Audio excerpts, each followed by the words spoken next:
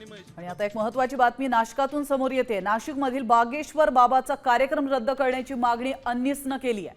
2 मे रोजी होणाऱ्या कार्यक्रमाला अन्नीसने विरोध केलेला आहे। या संदर्भात जिल्हाधिकाऱ्यांना निवेदन देखील देण्यात आलंय। चमत्कार सदृश दावे करून अंधश्रद्धेला खतपाणी घालत असल्याचा आरोप अन्नीसने केला। जादू टोना विरोधी कायद्याच्या पार्श्वभूमीवर कार्यक्रमाला परवानगी देऊ नये अशी मागणी करण्यात आली आहे। त्याचप्रमाणे कार्यक्रम रद्द न झाल्यास अन्नीस आणि समविचारी संघटनांकडून आंदोलनाचा इशारा देखील देण्यात आला आहे।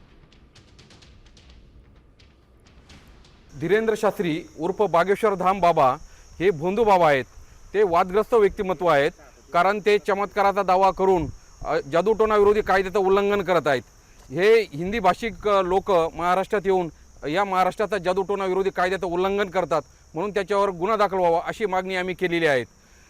या सदर भोंदू बाबाचा कार्यक्रम उद्या नाशिक येथे होणार आहेत असं आम्हाला समजल्यानंतर आम्ही जिल्हाधिकारी यांना तसं निवेदन दिलेलं आहे आणि हा कार्यक्रम रद्द करावा अशी विनंती त्यांना केलेली आहे।